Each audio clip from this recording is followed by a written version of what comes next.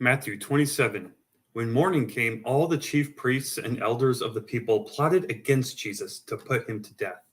And when they had bound him, they led him away and delivered him to Pontius Pilate, the governor. Then Judas, his betrayer, seeing that he had been condemned, was remorseful and brought back the 30 pieces of silver to the chief priests and elders, saying, I have sinned by betraying innocent blood. And they said, What is that to us? You see to it. Then he threw down the pieces of silver in the temple and departed and went and hanged himself. But the chief priests took the silver pieces and said, It is not lawful to put them into the treasury, because they are the price of blood. And they consulted together and bought with them the potter's field to bury strangers in.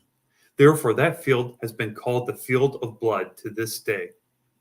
Then was fulfilled what was spoken by Jeremiah the prophet, saying, And they took the 30 pieces of silver, the value of him who was priced, whom they of the children of Israel priced, and gave them for the potter's field, as the Lord directed me. Now Jesus stood before the governor, and the governor asked him, saying, Are you the king of the Jews? Jesus said to him, It is as you say. And while he was being accused by the chief priests and elders, he answered nothing. Then Pilate said to him, Do you not hear how many things they testify against you? But he answered him not one word, so that the governor marveled greatly. Now at the feast, the governor was accustomed to releasing to the multitude one prisoner whom they wished. And at that time, they had a notorious prisoner called Barabbas.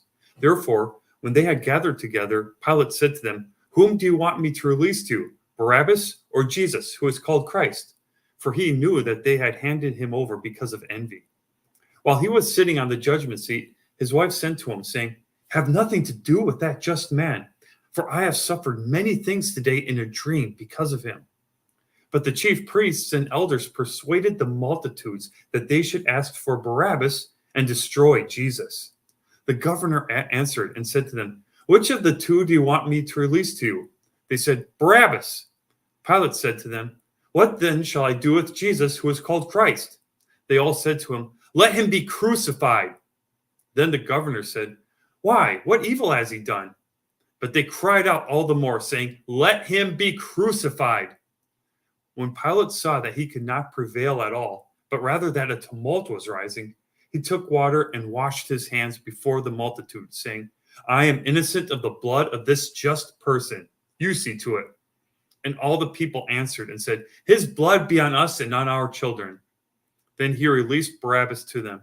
And when he had scourged Jesus, he delivered him to be crucified. Then the soldiers of the governor took Jesus into the praetorium and gathered the whole garrison around him. And they stripped him and put a scarlet robe on him. When they had twisted a crown of thorns, they put it on his head and a reed in his right hand. And they bowed the knee before him and mocked him, saying, Hail, King of the Jews! Then they spat on him and took the reed and struck him on the head. And when they had mocked him, they took the robe off him, put his own clothes on him, and led him away to be crucified. Now as they came out, they found a man of Cyrene, Simon by name. Him they compelled to bear his cross. And when they had come to a place called Golgotha, that is to say, place of a skull, they gave him sour wine mingled with gall to drink. But when he had tasted it, he would not drink.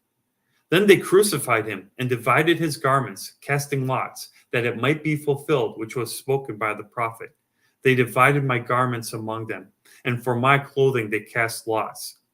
Sitting down, they kept watch over him there, and they put up over his head the accusation written against him, This is Jesus, the King of the Jews.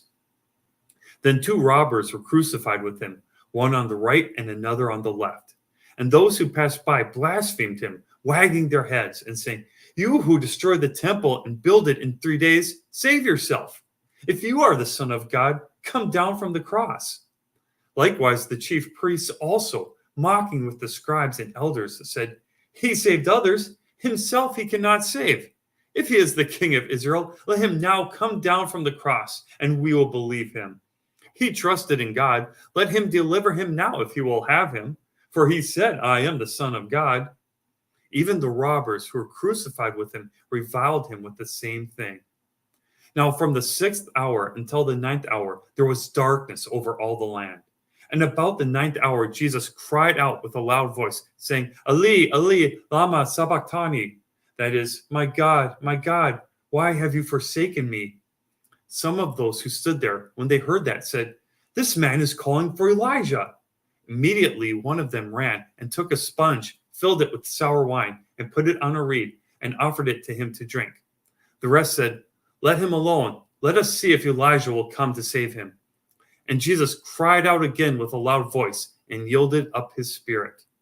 Then behold, the veil of the temple was torn in two from top to bottom, and the earth quaked, and the rocks were split, and the graves were opened, and many bodies of the saints who had fallen asleep were raised.